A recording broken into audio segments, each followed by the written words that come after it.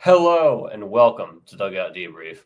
I'm your host, Chris DeLuca. This is Boone Broadcasting's one, first, and only baseball-centric podcast, and I am once again happy to be talking about baseball on the best up-and-coming sports YouTube channel, entertainment YouTube channel. We're on social media. We're on Instagram. We're on Twitter. We are everywhere. We're on Facebook, too. We live stream there. And I'm just happy to be talking about baseball on this great platform. So with that being said, I am not here to waste your time, ladies and gentlemen. We're going to go get into the news of the week. And there has actually been a lot, despite the fact that it's not even Christmas yet. We just got past the week of Thanksgiving. And we're going to go start with arguably the most ridiculous rule suggestion I think I've probably heard in quite some time. Rob Manfred was on a podcast recently, and they were discussing a rule that the Savannah Bananas invented. And before we even get into this rule, I'll explain what the Savannah Bananas are. So, we have a lot of wrestling fans on this show, and I do like WWE. I do like AEW. I do like pro wrestling. But the thing that I think everybody can recognize is that professional wrestling is different from like college wrestling. It's different from like the theatric aspect is different. The Savannah Bananas are kind of like the baseball's WWE. So if you have two strikes and you foul it off into the crowd and someone catches it and they bring a glove, you're actually out. So not really real baseball rules, but they do have a rule called the golden at bat rule, where regardless of where you are in the order, regardless of situation, even if they had just finished their at bat, you could go put in your best hitter or any hitter. So Rob Manfred said that he would not be opposed to the idea. And in my opinion, that would kind of take the sport's whole legitimacy away. I don't really see how you can just allow someone to bat twice in the order back to back. And especially because you're taking this from a team / league that is baseball in its own sense, but it's not baseball. So, overall, this is kind of the equivalent of allowing, like, you're in a college like wrestling match where they're like on the mat, like trying to push each other to the floor, and some dude just pulls out a tombstone pile driver or like a go to sleep. I think it's kind of the same thing. So I think if they actually do this, it will take the sport's legitimacy away.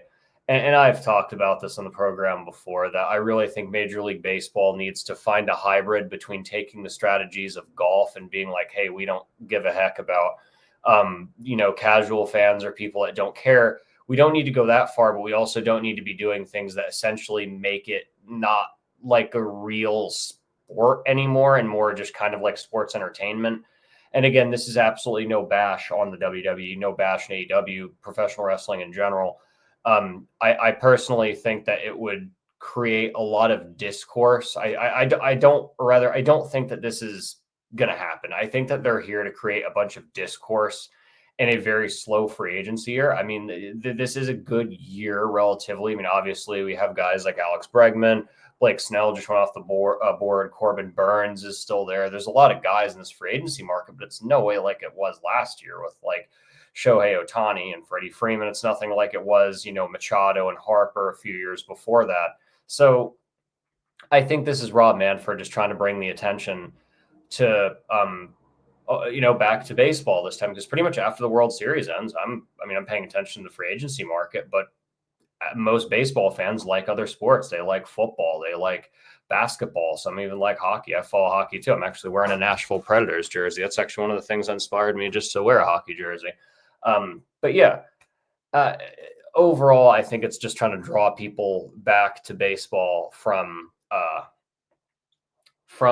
other sports, I guess, and probably the slowest time in baseball. Because like I said, this is surprising that there's a lot of news this time of year, because normally this is kind of the slow point because we're not at the winter meetings yet. Everybody's still kind of, breaking for the holidays and all that. So Hae-Sung Kim hits the market. Moving on to the next news here. KBO player since 2017, over 1,000 hits, 37 home runs, 211 stolen bases, and a 304 average. Really great KBO record. First player in KBO history to win a Gold Glove at second base and shortstop. And yeah, he just posted on Wednesday, so there's not much information about it yet. And I want to apologize if I butchered his name too. I definitely should have wrote down the pronunciation before I recorded this, but I just saw this recently before I recorded this, so I just kind of threw it on there, just kind of as a little middle news point.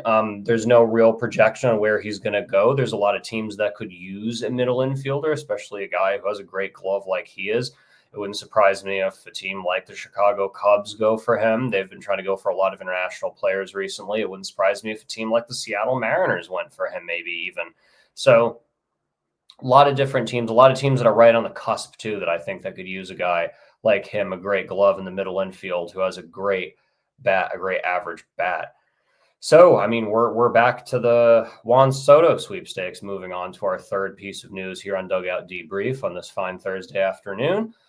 So far, the Mets and the Red Sox, as the recording of this show, are the leaders for him. I'm not buying anything right now. I read an article that he's kind of just eliminating teams at this point. He's not really come up with. I think we know who it's going to be. It's going to be one of probably 5 to 8 teams, and then we know who it's not going to be. I think we know that. The Red Sox wouldn't be the worst fit. I'm not buying it necessarily. I'm not buying anything until the winter meetings. I don't think he's going to sign immediately. He could. I don't even think he's met with all the teams he's thinking about, but we know it's going to be a team like the Dodgers. It's going to be a team like the Mets, the Yankees, the Red Sox. Probably going to be a team that can't afford him. That's also good. But overall, I think it's between the two New York teams. I'm leaning more towards the one in Queens simply because I don't think the Yankees are willing to pay that much money for him. But we've talked about that in previous episodes. If you want to go hear my first take on him, go back to the last episode because I talked about Juan Soto and where I think he's going to go. Speaking of former Yankees, Frankie Montas signed with the New York Mets. Speaking of New York team, Frankie Montas signed with the New York Mets in a 2-year, $34 million deal, and he has a player option after the first year, and it's not the worst thing ever. I mean, he's a back of the rotation guy.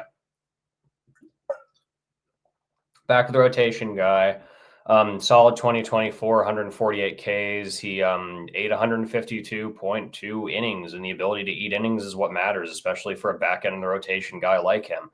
I mean, a team like the Mets are trying to add more pitchers. They're probably going to be throwing money at like a Corbin Burns or a Max Fried. Steve Cohen's obviously just trying to open up the wallet as much as he can after that loss to the Dodgers in the NLCS. He really wants to get over that hump, and there's a lot of competition in that National League with the Dodgers, with the Padres, with the Phillies. Yeah, and there's a lot to beat. Brewers, can't forget about them. The Cubs are definitely not going to want to be where they are right now. I definitely can assume that. But yeah, overall, not a bad signing. 34 mils. Go and market for a lower end of the rotation guy. I mean, to be honest, I don't think it's a bad deal at all. But here we are, going to go move to our last piece of news, ladies and gentlemen, and Kyle Higashioka, a guy who I really do like, signed a 2-year, $13.5 million contract with the Texas Rangers, and a great defensive catcher and a leader of the clubhouse. I mean, he really kept that Yankees team together 2 years ago. He kept that Padres team together last year, and I think he's going to go help out with the Texas Rangers, a team who just had a super down year. Michael Davis's team, I want to tell you, Michael Davis, I think Kyle Higashioka was a great signing. I mean, is he going to go get you 40, 50 home runs and win you a gold glove behind the plate? No, absolutely not. But he's going to go bind that clubhouse together. That's kind of looked lethargic. I mean, they were really banged up this year, but I think he's just a good piece. He complements, Jonah Heim, Carson Kelly behind the plate. They didn't have the best years, and they needed some solid competition, solid backup, and I think they got it with Kyle Higashioka. So congratulations, Higgy, on keeping yourself in the major leagues with a very, very formidable American League West team. So that being said, we're moving east from the American League West, and we're going to do the AL Central breakdown. That is what we're doing today, ladies and gentlemen. And we're going to start with the Minnesota Twins. And what the heck happened, Twins? Oh my gosh, 54-42 at the All-Star break. Best record was August 17th, 70-53. They finished 82-80. They finished 2 games above 500. And they're the definition of losing when it really matters. Some teams win when it really matters. And the Twins lost when it really mattered. I mean, there were teams that were locking up in September and they were just falling apart. They're a big reason why a team we're about to talk about here in a second, the Detroit Tigers, managed to get in the playoffs is simply because of how they just completely fell off the mountain. Uh, that was one of the bigger fall offs I had seen from a team in recent years. I mean, not counting my fantasy team. So, taking a shot at myself, but not much else can be said about the Twins fall off. I mean, with that being said, what do they have? I mean, they have a lot. I mean, they have Carlos Correa, Byron Buxton, Max Kepler, and Pablo Lopez. I mean, Pablo Lopez was banged up this year, but he's maintained his ability to stay in the game, long innings, long games, staying in 6-7 innings. Every team can use that. They also have Bailey Ober. They have Joe Ryan. I mean, they have one of the better rotations in the American League with Lopez, Ober, and Ryan. I would say it's at least top 10, if not top 5 when healthy. But losing Ryan this year to Tommy John was a killer. Total killer. The bullpen was respectable with Griffin Jacks and Sands, and they held it down. They did what they needed to do, and the team itself did not. I mean, the bats just died out at the end, and what they need is consistency. Michael Conforto, I think, would be fantastic to complement Byron Buxton in the outfield. Maybe JD Martinez. You could switch him between outfield and designated hitter. I mean, I would say just consistent guys, consistent bats to complement what they have. Maybe an arm like Lance Lynn, who has not been amazing, but has been solid. Maybe a Drew Smiley. A lot of people aren't talking about him. He didn't have the best year last year, but, again, a back-end rotation or bullpen guy. I mean, they have, I think, the second best farm system in baseball last I checked. And they have the number 2 prospect in all baseball with Walker Jenkins. He's sitting in Double-A. He's at a South Brunswick High School, Brunswick, North Carolina. Shout out North Carolina man. And Emmanuel Rodriguez, also a great outfielder. And, there's a lot of players waiting in the minor leagues, waiting for development that need to come up. But that division's really competitive, so they need it quick. What's going to happen? I mean, there's a lot of good teams in that division. Like I said, it's going to be really, really hard. And overall, I think Twins are going to twin. And for at least the next year or so, I think that they're going to continue to twin, especially with how good the Tigers have been, especially how good the Guardians have been. Especially those 2 teams. It's a very, very incredibly competitive division. And my guess is and the Royals too, can't forget about them. I mean, my guess is 3rd or 4th place. I think it's close. It's going to be a flip of the coin between them or the Tigers, in my opinion, and either 3rd or 4th. You can basically say it's 50-50. But with that being said, speaking of the Detroit Tigers, we're going to go on to our second American League Central team, the Detroit Tigers. And what a season it was for them. 47-50 at the All-Star break, and they finished 86-76 with a wild card berth, and they beat a great Astros team in the playoffs to get there. And basically the opposite of the Twins. The Twins collapsed when they should absolutely not collapse, and the Tigers took off and won when they needed to win. What they have a lot of young, raw talent. Riley Green broke out with a 5.4 WAR. Parker Meadows looked really good. Spencer Torkelson finally, after his really slow start to his career, looked a lot better this year. That power came back. Colt Keith, Kerry Carpenter decided to become Barry Bonds in the playoffs for some reason this year. He bailed them out of a bunch of games. And of course, the Cy Young winner, Tarek Skubal, who had arguably one of the better pitching years of the 2020, probably the best pitching season of the 2020s. What do they need? I mean, I don't see them going really heavily financially. I mean, bats, I would say, are really what they would need. They could go a Teoscar Hernandez. Would they try? Maybe. Maybe they go a Kike Hernandez even. He's a free agent too. I mean, last I checked, he's trying to stay with the Dodgers. But they're not going to be going and paying a bunch of money for a guy like Alex Bregman. It just isn't something that I see the Tigers doing. It's not. I don't think that they're in the place to do that. I think they're going to sit and wait and let these guys develop. And they're going to do the same thing as the Twins. And that's kind of the thing with the AL Central is while it's competitive, I'm not going to say it's competitively mediocre, but none of these teams are winning over 100 games. The Guardians are the only team I think that could win over 100 games next year, unless someone decides like, hey, we're going to go open up a pocketbook and spend everything.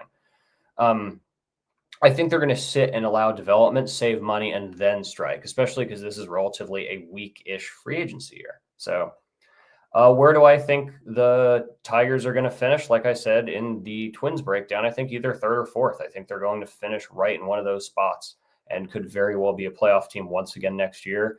And I just love seeing the playoffs in the Motor City, whether if it's the Tigers, whether if it's the Lions. It won't happen for the Pistons for a while. And the Red Wings are like a ghost at this point. They're a skeleton of what they used to be. But with that being said, we're going to be talking about an owner who has some skeletons in his closet, and we're going to be talking about a team that is basically just dust at this point, not even a skeleton anymore, as the Chicago White Sox. I mean, Jerry Reinsdorf, there was talk about him selling the team, and I think that's the only way that they're going to be able to get better. Reinsdorf is nothing against him personally. It's more just he has made it very open that he does not want to go into the 2020's mindset of looking at analytics. He wants a manager like Tony La Russa, for example, who is no longer on the team, that will look at a player and be like, I like that guy. He's got spunk or whatever. Like, I like him, That unfortunately doesn't cut it. And I'm not saying that that's not an aspect of the game anymore. I'm just saying that's not necessarily something we should be focusing on 100%, Reinsdorf needs to sell the team, but what are you going to do? With that being said, it was the worst record in MLB history, 41-121. They broke the record against the team on the same day that the Detroit Tigers clinched. They broke that 121 loss record to the Detroit Tigers, who would go on to, as we just aforementioned, beat the Houston Astros in the playoffs. And I think that's a true tale of one team going one way and one going the other, and one going way down and one going at least mostly for the time being up. I think it's kind of a divergence in the road type of story. Where do they go from here? Hopefully up. There's nowhere else hopefully to go. Hopefully they don't lose 122 next year. I don't think that they will. I think that once they hit a certain point, it was just you can't do much. What do they have? They have Luis Robert, who in my opinion is one of the best up-and-coming outfielders in the league. Andrew Vaughn also had a solid year. Luis Robert led the team in WAR by a mile with 1.4. The closest was Yohan Moncada at 0.3. And Andrew Vaughn had an okay year with 19 home runs, but that's like average for him. And I was going through, ladies and gentlemen, look at the Baseball Reference of them just for fun, and it's like all of these guys has had down years, and some of them were like comical, but they only had like 3 guys are in positive WAR. They only had 1 guy who had over 1 WAR. Like, it was terrible. I mean, I'm not even going to talk about their pitching. It was like they didn't even have a guy who was below like a 4 ERA. I'm pretty sure. Like it was terrible. Eric Fetty, he got traded anyway. He got traded to St. Louis, and he wasn't even that good. I mean, I'm pretty sure Chris Flexen led in losses. He had like 15 to 20, something like that. I'm pretty sure he led the league in losses this year. They have the 16th ranked prospect in all of baseball, Noah Schultz, who had a solid year in the minor leagues down in Winston-Salem. Hagen Smith, Colston Montgomery follow him up. Colston Montgomery had 18 home runs in AAA Charlotte. So, some North Carolina cities with the White Sox minor league. But, there's not much to be said about this team. I mean, they're behind 3 of their division mates when it comes to farm system. They're behind the Twins, they're behind the Guardians, and they're behind the Tigers. And they're the worst team. And the Royals aren't too far behind them either. The White Sox are just beyond fixing, I think, at this point. It's just they're at the point where they need to just trade what they have, trade the pieces that they have, trade away guys like Andrew Vaughn, trade away guys like Luis Robert, and see what you can get prospects so you can get into the top 10 when it comes to your farm system, because they're at the 11th right now, and it is not getting better. maybe try and go for a low price guy like Brandon Drury, maybe a Ramon Laureano. Tyler Alexander can eat innings. I feel bad for them. I really want them to get better simply because, I mean, like I've said this before, we did almost a whole episode of Dugout Debrief on the White Sox way, way long ago, a million years ago, back when they broke this record and were about to break the record. I think it was around, I don't think I actually did.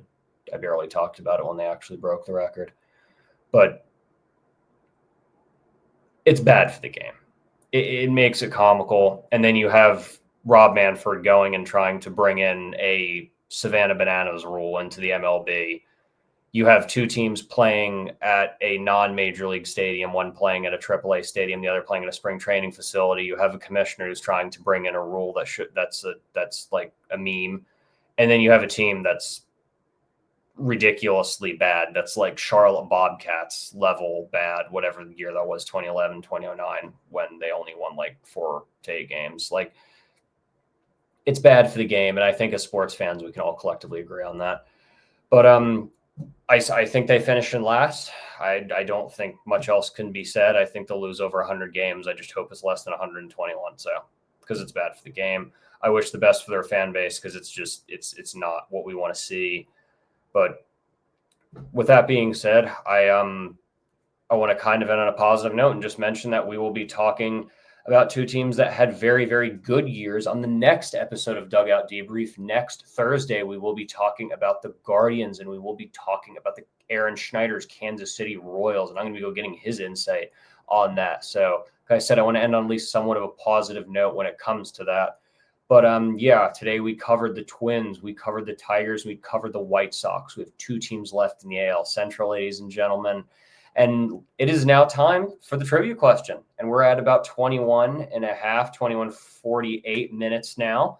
And we're going to go to the trivia question. So last week's trivia question was, who has the most college baseball world titles? And like I said last week, I had the privilege of being able to go to watch UNC in West Virginia at Boschmer Stadium in Chapel Hill. And I got to tragically watch WVU lose both games. And I feel like we've been doing a lot of losing here at WVU recently because we just got, by the way, we got our bowl game and it's going to be against Memphis. But again, that's a thing for another show. We might talk about that not a pocket as we get closer to that. But anyway, who has the most college baseball world titles? And that is the USC Trojans with 12. Their last one was in 1998. And the closest team is actually the one who has won recently. And they have 7 of them. And they won in 2023, and that is the LSU Bayou Bengal Tigers. So, yeah, ladies and gentlemen, the USC Trojans have the most college baseball world titles. And the reason that I had this trivia question was because I kind of want to lean a little bit into college baseball. Because once we hit the months, closer in getting into spring training, that month and a half for spring training and into spring training, there's not much news going on. I mean, like once spring training starts, guys, there's not much for me to talk about because it's like, oh, someone gets injured. There's no more free agency signings. There's no more crazy news.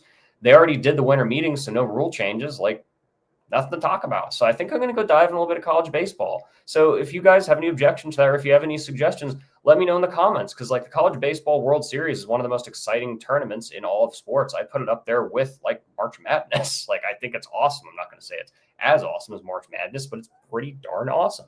So with that being said, this week's trivia question, considered to be the most impossible baseball feat because it's only been done once in the history of baseball. Who is the only player to hit 2 grand slams in 1 inning? Who is the only player in MLB history to hit 2 grand slams in 1 inning?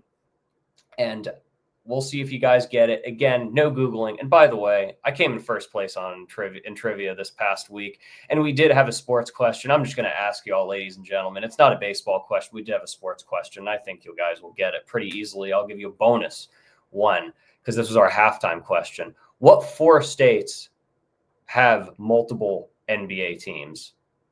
There's your bonus. If you decide to make this long, put it in the comments. That one was money. I got that in less than like a minute. I didn't even have to think about that. But with that being said, ladies and gentlemen, you have been watching a Dugout Debrief on Boom Broadcasting. Make sure to like, subscribe to this great and up-and-coming channel. Make sure to tune in to Out of Pocket. I was just on there and we talked about Neil Brown and Sean Clark being relieved of their duties at the Mountaineers, plural, teams. Make sure to tune in to Quick Hits with the great podcast Smitty. Make sure to tune into Sideline Savants. Make sure to tune into everybody's show. And of course, the Gridiron Address. How could I forget that? I'm on there almost every week with my boy, Aaron Schneider. With that being said, ladies and gentlemen, this is Chris DeLuca, and I want to thank you again for tuning in, and you have a great week, and I hope you had a happy Thanksgiving. Bye-bye now.